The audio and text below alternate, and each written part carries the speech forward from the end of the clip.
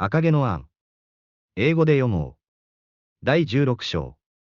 Anne of Green Gables. Chapter 16. Diana is invited to tea with tragic results. October was a beautiful month at Green Gables, when the birches in the hollow turned as golden as sunshine and the maples behind the orchard were royal crimson and the wild cherry trees along the lane put on the loveliest shades of dark red and bronzy green, while the fields sunned themselves in aftermaths. Anne revelled in the world of colour about her. "Oh, Marilla!" she exclaimed one Saturday morning, coming dancing in with her arms full of gorgeous boughs. "I'm so glad I live in a world where there are Octobers. It would be terrible if we just skipped from September to November, wouldn't it? Look at these maple branches. Don't they give you a thrill, several thrills? I'm going to decorate my room with them." "Messy things," said Marilla, whose aesthetic sense was not noticeably developed. "You clutter up your room entirely too much with out-of-doors stuff, Anne. Bedrooms were made to sleep in." "Oh, and dream in too, Marilla. And you know one can dream so much better in a room where there are pretty things. I'm going to put these boughs in the old blue jug and set them on my table." "Mind you don't drop leaves all over the stairs then. I'm going on a meeting of the Aid Society at Carmody this afternoon, Anne, and I won't likely be home before dark. You'll have to get Matthew and Jerry their supper, so mind you don't forget to put the tea to draw until you sit down at the table as you did last time."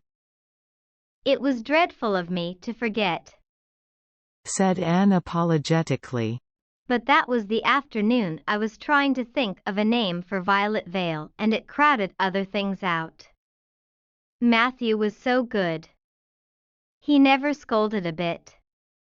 He put the tea down himself and said we could wait a while as well as not. And I told him a lovely fairy story while we were waiting, so he didn't find the time long at all. It was a beautiful fairy story, Marilla.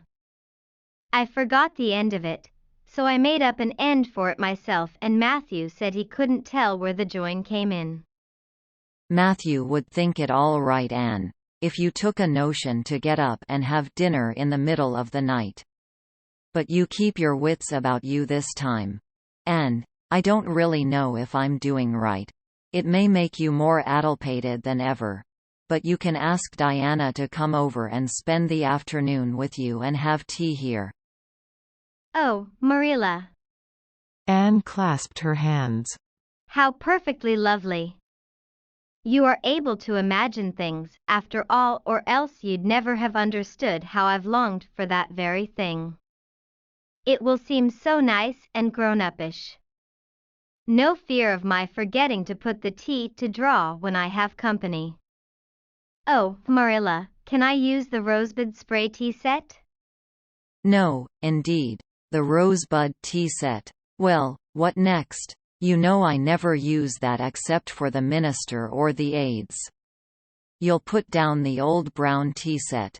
But you can open the little yellow crock of cherry preserves. It's time it was being used anyhow. I believe it's beginning to work. And you can cut some fruit cake and have some of the cookies and snaps." I can just imagine myself sitting down at the head of the table and pouring out the tea," said Anne, shutting her eyes ecstatically. "and asking Diana if she takes sugar. I know she doesn't, but of course I'll ask her just as if I didn't know. And then pressing her to take another piece of fruit cake and another helping of preserves. Oh, Marilla, it's a wonderful sensation just to think of it. Can I take her into the spare room to lay off her hat when she comes? And then into the parlor to sit?" "No, the sitting room will do for you and your company. But there's a bottle half full of raspberry cordial that was left over from the church social the other night. It's on the second shelf of the sitting room closet and you and Diana can have it if you like, and a cookie to eat with it along in the afternoon. For I daresay Matthew'll be late coming in to tea since he's hauling potatoes to the vessel." Anne flew down to the hollow, past the Dryad's Bubble and up the spruce path to Orchard Slope, to ask Diana to tea. As a result, just after Marilla had driven off to Carmody, Diana came over, dressed in her second-best dress and looking exactly as it is proper to look when asked out to tea. At other times she was wont to run into the kitchen without knocking, but now she knocked primly at the front door. And when Anne, dressed in her second best, as primly opened it, both little girls shook hands as gravely as if they had never met before. This unnatural solemnity lasted until after Diana had been taken to the east gable to lay off her hat and then had sat for 10 minutes in the sitting room, toes in position.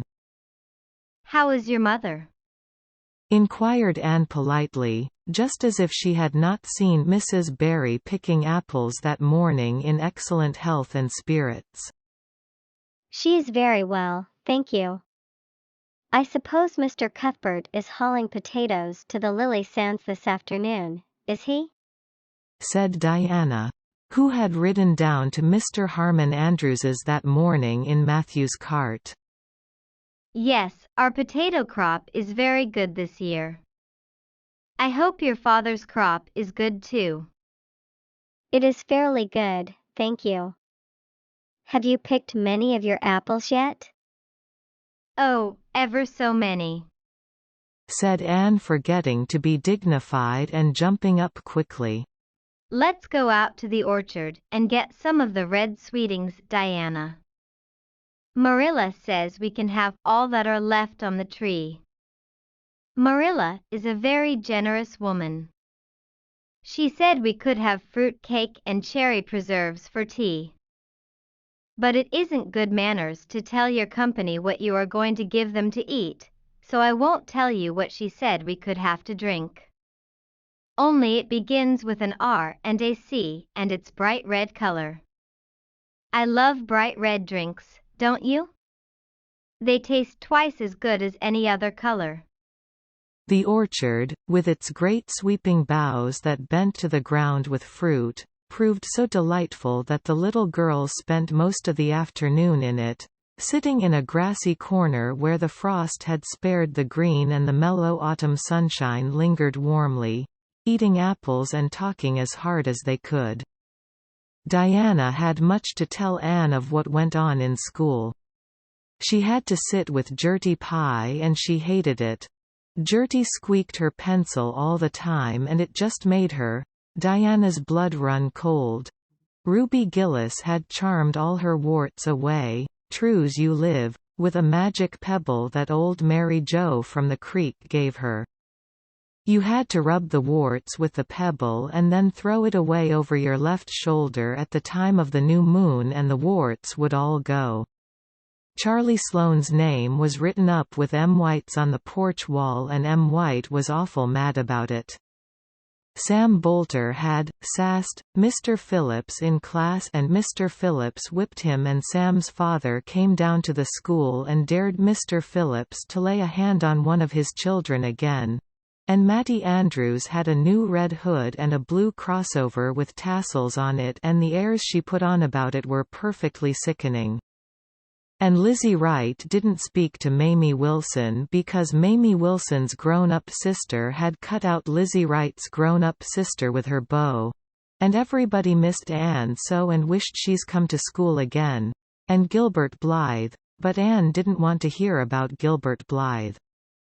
She jumped up hurriedly and said suppose they go in and have some raspberry cordial. Anne looked on the second shelf of the room pantry but there was no bottle of raspberry cordial there. Search revealed it away back on the top shelf. Anne put it on a tray and set it on the table with a tumbler. "Now, please help yourself, Diana," she said politely. "I don't believe I'll have any just now." I don't feel as if I wanted any, after all those apples.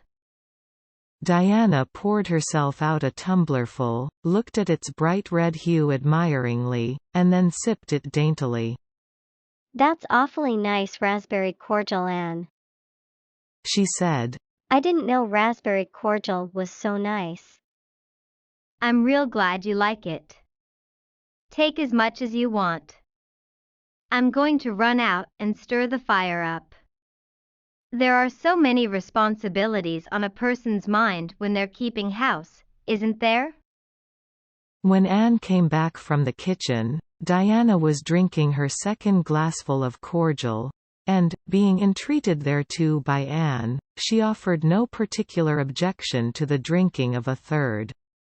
The tumblerfuls were generous ones and the raspberry cordial was certainly very nice. The nicest I ever drank, said Diana. It's ever so much nicer than Mrs. Lynde's, although she brags of hers so much. It doesn't taste a bit like hers. I should think Marilla's raspberry cordial would probably be much nicer than Mrs. Lynde's, said Anne loyally. Marilla is a famous cook. She is trying to teach me to cook, but I assure you, Diana, it is uphill work. There's so little scope for imagination in cookery. You just have to go by rules. The last time I made a cake, I forgot to put the flour in. I was thinking the loveliest story about you and me, Diana. I thought you were desperately ill with smallpox and everybody deserted you, but I went boldly to your bedside and nursed you back to life, and then I took the smallpox and died, and I was buried under those poplar trees in the graveyard, and you planted a rosebush by my grave and watered it with your tears. And you never, never forgot the friend of your youth who sacrificed her life for you. Oh, it was such a pathetic tale, Diana. The tears just rained down over my cheeks while I mixed the cake.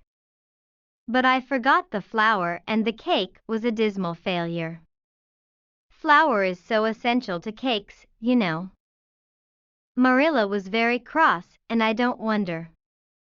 I'm a great trial to her. She was terribly mortified about the pudding sauce last week. We had a plum pudding for dinner on Tuesday, and there was half the pudding and a pitcherful of sauce left over. Marilla said there was enough for another dinner and told me to set it on the pantry shelf and cover it. I meant to cover it just as much as could be, Diana, but when I carried it in I was imagining I was a nun. Of course I'm a Protestant, but I imagined I was a Catholic, taking the veil to bury a broken heart in cloistered seclusion. And I forgot all about covering the pudding sauce. I thought of it next morning and ran to the pantry. Diana, fancy if you can my extreme horror at finding a mouse drowned in that pudding sauce. I lifted the mouse out with a spoon and threw it out in the yard, and then I washed the spoon in 3 waters. Marilla was out milking, and I fully intended to ask her when she came in if I'd give the sauce to the pigs, but when she did come in I was imagining that I was a frost fairy going through the woods turning the trees red and yellow, whichever they wanted to be, so I never thought about the pudding sauce again. And Marilla sent me out to pick apples. Well, Mr. and Mrs. Chester Ross from Spencervale came here that morning. You know they are very stylish people, especially Mrs. Chester Ross. When Marilla called me in, dinner was all ready and everybody was at the table. I tried to be as polite and dignified as I could be, for I wanted Mrs. Chester Ross to think I was a ladylike little girl even if I wasn't pretty. Everything went right until I saw Marilla coming with the plum pudding in one hand and the pitcher of pudding sauce warmed up in the other. Diana, that was a terrible moment.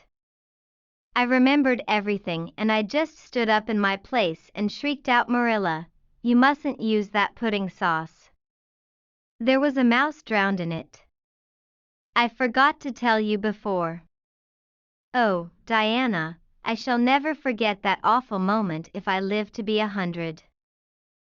Mrs. Chester Ross just looked at me, and I thought I would sink through the floor with mortification. She is such a perfect housekeeper, and fancy what she must have thought of us. Marilla turned red as fire, but she never said a word then. She just carried that sauce and pudding out and brought in some strawberry preserves. She even offered me some, but I couldn't swallow a mouthful.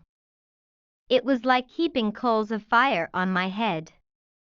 After Mrs. Chester Ross went away, Marilla gave me a dreadful scolding. Why, Diana, what is the matter? Diana had stood up very unsteadily, then she sat down again, putting her hands to her head. I'm awful sick, she said, a little thickly. I must go right home. Oh, you mustn't dream of going home without your tea, cried Anne in distress. I'll get it right off. I'll go and put the tea down this very minute. I must go home, repeated Diana, stupidly but determinedly. Let me get you a lunch anyhow, implored Anne. Let me give you a bit of fruit cake and some of the cherry preserves. Lie down on the sofa for a little while and you'll be better. Where do you feel bad? I must go home, said Diana, and that was all she would say. In vain Anne pleaded. I never heard of company going home without tea, she mourned. Oh, Diana, do you suppose that it's possible you're really taking the smallpox? If you are, I'll go and nurse you, you can depend on that. I'll never forsake you. But I do wish you'd stay till after tea. Where do you feel bad? I'm awful dizzy, said Diana. And indeed, she walked very dizzily. Anne, with tears of disappointment in her eyes, got Diana's hat and went with her as far as the Barry yard fence. Then she wept all the way back to Green Gables, where she sorrowfully put the remainder of the raspberry cordial back into the pantry and got tea ready for Matthew and Jerry, with all the zest gone out of the performance. The next day was Sunday, and as the rain poured down in torrents from dawn till dusk, Anne did not stir abroad from Green Gables. Monday afternoon Marilla sent her down to Mrs. Lynde's on an errand. In a very short space of time Anne came flying back up the lane with tears rolling down her cheeks. Into the kitchen she dashed and flung herself face downward on the sofa in an agony. Whatever has gone wrong now, Anne? queried Marilla in doubt and dismay. I do hope you haven't gone and been saucy to Mrs. Lynde again. No answer from Anne save more tears and stormier sobs. Anne Shirley, when I ask you a question I want to be answered. Sit right up this very minute and tell me what you are crying about. Anne sat up, tragedy personified. Mrs. Lynde was up to see Mrs. Barry today, and Mrs. Barry was in an awful state, she wailed. She says that I set Diana drunk Saturday, and sent her home in a disgraceful condition. And she says I must be a thoroughly bad, wicked little girl, and she's never going to let Diana play with me again. Oh, Marilla, I'm just overcome with woe. Marilla stared in blank amazement. Set Diana drunk? she said when she found her voice. Anne, are you or Mrs. Barry crazy? What on earth did you give her? Not a thing but raspberry cordial, sobbed Anne. I never thought raspberry cordial would set people drunk, Marilla, not even if they drank 3 big tumblerfuls as Diana did. Oh, it sounds so like Mrs. Thomas's husband. But I didn't mean to set her drunk. Drunk fiddlesticks. said Marilla, marching to the sitting-room pantry. There on the shelf was a bottle which she at once recognized as one containing some of her 3-year-old homemade currant wine for which she was celebrated in Avonlea, although certain of the stricter sort. Mrs. Barry among them, disapproved strongly of it. And at the same time Marilla recollected that she had put the bottle of raspberry cordial down in the cellar instead of in the pantry as she had told Anne. She went back to the kitchen with the wine bottle in her hand. Her face was twitching in spite of herself. Anne, you certainly have a genius for getting into trouble. You went and gave Diana currant wine instead of raspberry cordial. Didn't you know the difference yourself? I never tasted it, said Anne. I thought it was the cordial. I meant to be so hospitable. Diana got awfully sick and had to go home. Mrs. Barry told Mrs. Lynde she was simply dead drunk. She just laughed silly-like when her mother asked her what was the matter and went to sleep and slept for hours. Her mother smelled her breath and knew she was drunk. She had a fearful headache all day yesterday. Mrs. Barry is so indignant. She will never believe, but what I did it on purpose. I should think she would better punish Diana for being so greedy as to drink 3 glassfuls of anything, said Marilla shortly. Why 3 of those big glasses would have made her sick even if it had only been cordial. Well, this story will be a nice handle for those folks who are so down on me for making currant wine. Although I haven't made any for 3 years ever since I found out that the minister didn't approve. I just kept that bottle for sickness. There, child, don't cry. I can't see as you were to blame, although I'm sorry it happened so. I must cry, said Anne. My heart is broken. The stars in their courses fight against me, Marilla. Diana and I are parted forever. Oh, Marilla, I little dreamed of this when first we swore our vows of friendship. Don't be foolish, Anne. Mrs. Barry will think better of it when she finds you're not to blame. I suppose she thinks you've done it for a silly joke or something of that sort. You'd best go up this evening and tell her how it was. My courage fails me at the thought of facing Diana's injured mother, sighed Anne. I wish you'd go, Marilla. You're so much more dignified than I am. Likely she'd listen to you quicker than to me. Well, I will, said Marilla, reflecting that it would probably be the wiser course. Don't cry any more, Anne. It will be all right. Marilla had changed her mind about it being all right by the time she got back from Orchard Slope. Anne was watching for her coming and flew to the porch door to meet her. Oh, Marilla, I know by your face that it's been no use, she said sorrowfully. Mrs. Barry won't forgive me? Mrs. Barry indeed, snapped Marilla. Of all the unreasonable women I ever saw, she's the worst. I told her it was all a mistake and you weren't to blame, but she just simply didn't believe me. And she rubbed it well in about my currant wine and how I'd always said it couldn't have the least effect on anybody. I just told her plainly that currant wine wasn't meant to be drunk 3 tumblerfuls at a time, and that if a child I had to do with was so greedy I'd sober her up with a right good spanking.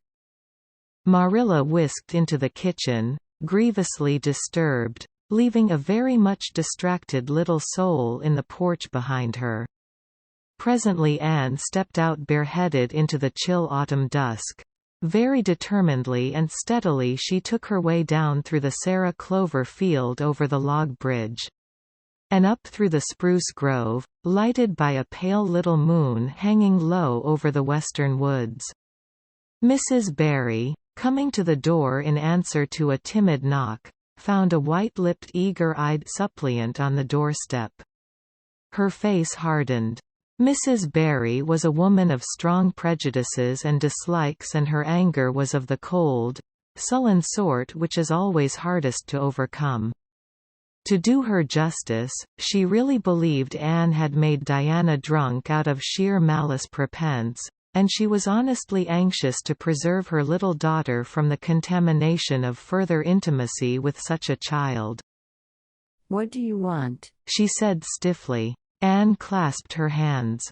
"Oh, Mrs. Barry, please forgive me.